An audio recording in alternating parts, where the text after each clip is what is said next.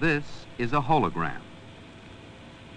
Holograms have little in common with traditional photographs, except that both use film.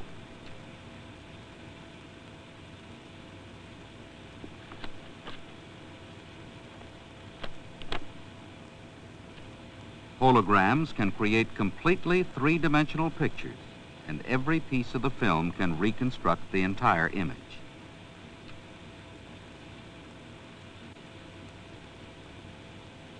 In order to understand holography, you have to understand something about waves. When waves meet, their effects are additive. When two crests meet, we get an increased effect. But when crest meets trough, their effects cancel out. This interference effect is important in holography.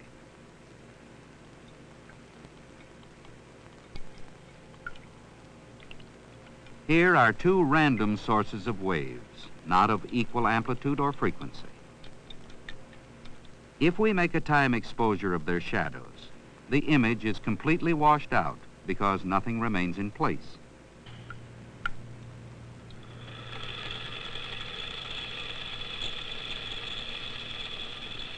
Here are two pure wave sources of equal amplitude and frequency.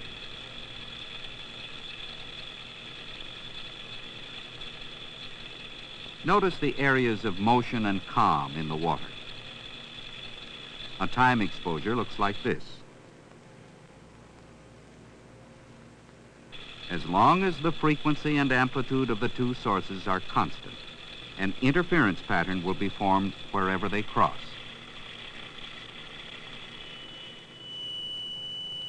These two speakers send out pure sound waves of identical frequency and amplitude.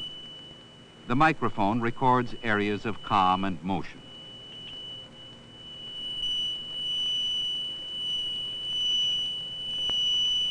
If we could see the three-dimensional interference pattern caused by the two sound sources, it would look like this. Light also travels in waves. What happens when two light beams cross? Interference of light waves should produce bands of light and dark, but we see none. In general, when two white light beams cross, no visible interference pattern is produced. A red filter will help to make the light monochromatic. Even this highly filtered light, however, is not monochromatic enough to produce a noticeable interference pattern. Let's examine the light source.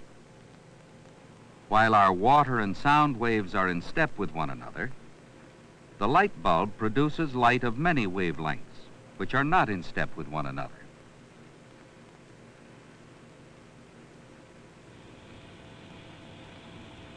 This is the inside of a laser, a source of intense and spectrally pure light.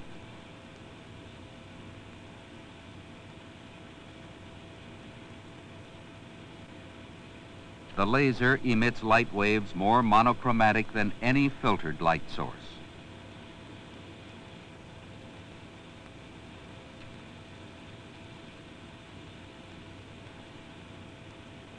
We will use a laser to check for interference by passing its light through this optical device, which splits the beam in two.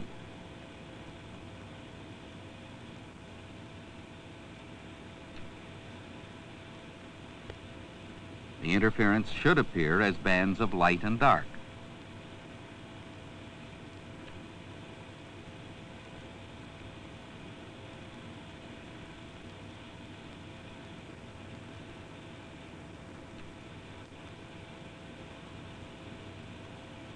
Here is another demonstration using laser light.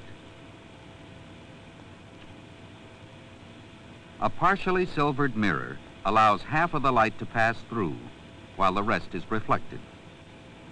Where the two beams of light cross, we will place a film.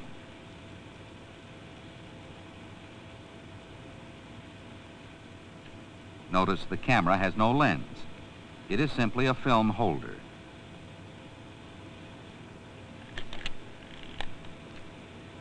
This will be the path of the light.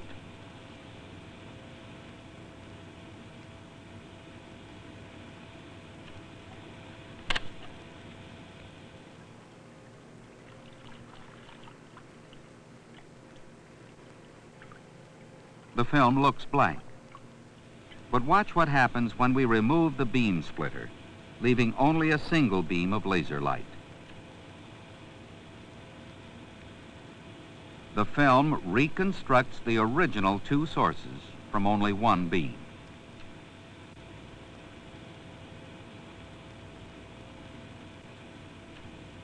How did this happen? Within the film emulsion, areas are exposed as light waves move through. Where the wave fronts cross each other, the silver emulsion is exposed. The developed emulsion is essentially a thick diffraction grating.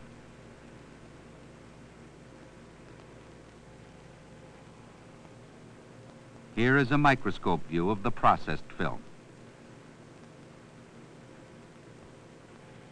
To understand holography, we can think of the developed layers within the emulsion as a set of microscopic, partially reflecting mirrors.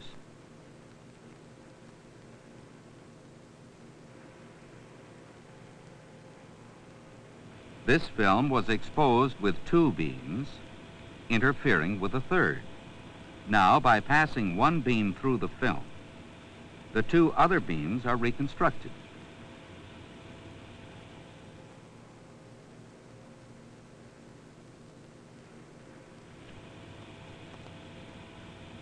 If this car were illuminated with a laser, every point on it would reflect some laser light. This is how a hologram is made.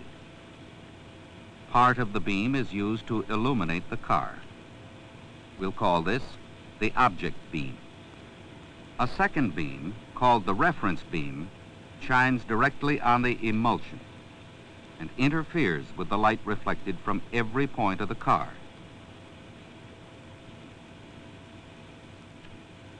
The exposure must be made on an absolutely motionless surface.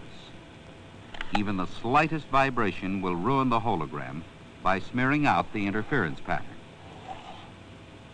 We will expose the film for about 10 seconds.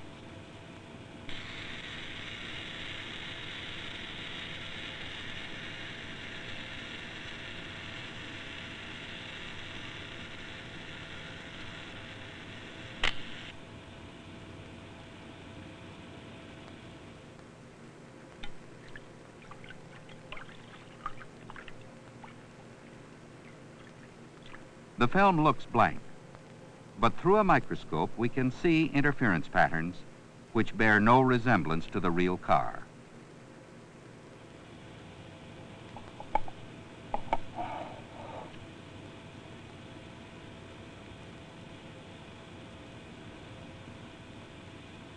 Now, when the reference beam alone shines on the processed film, an identical image is reconstructed.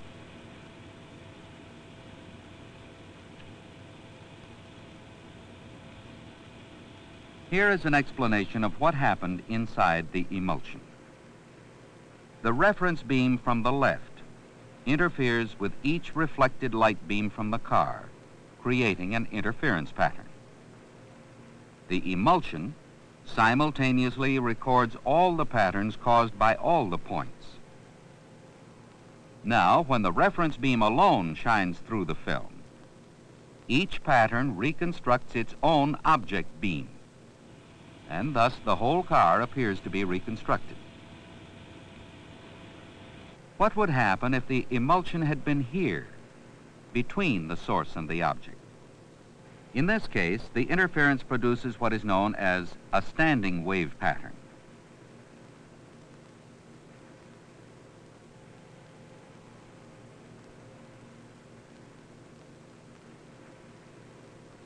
These are standing waves.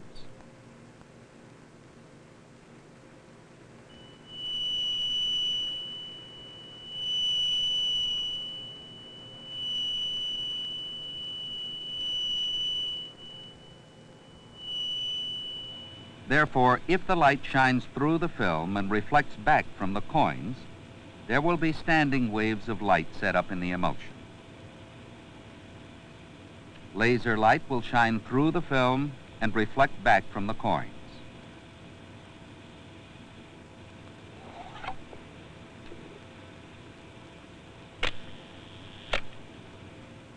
An ordinary white light is used to view this hologram.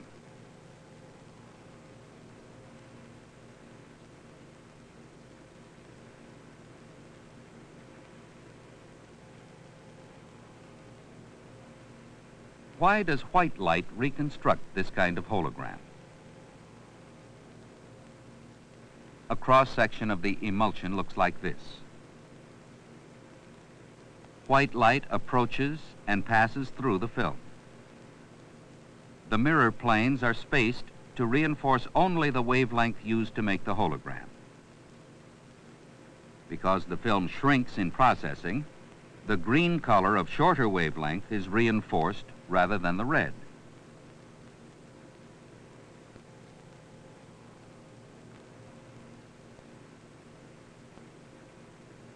Here is another white light hologram.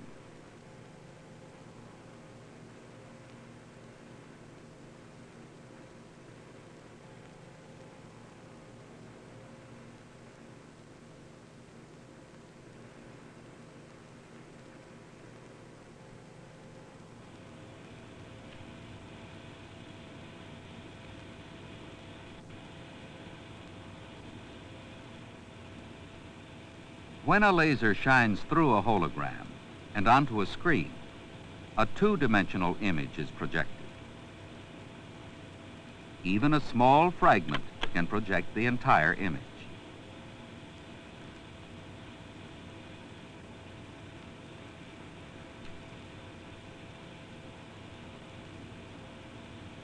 Holography is an efficient data storage medium, which may soon outdate traditional microfilm.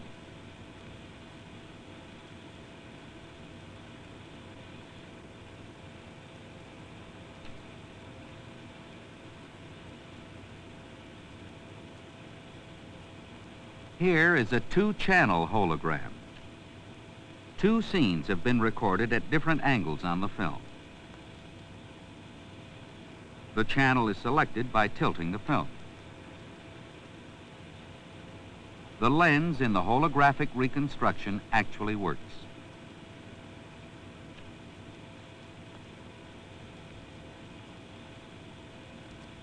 This is the principle used in microscope holography. A slide is placed in front of the final element of a microscope. Later, movable lenses will be able to act with the lens in the hologram, allowing us to selectively focus on any point within the slide. Through holography, structural flaws can be seen in solid objects. The dark lines show a stress pattern. By aligning the real object with a hologram image of it, a tap of the finger can be shown microscopically bending the steel.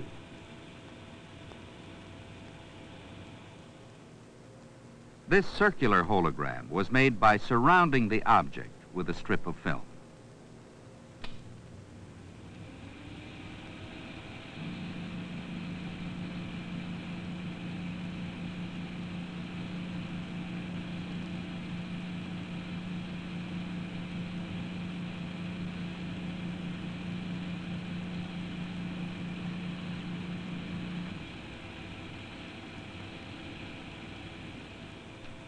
There are an increasing number of practical laboratory applications of holography.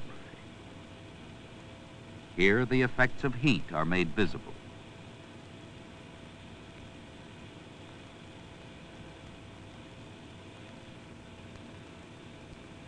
Even very subtle heat effects are clearly visible.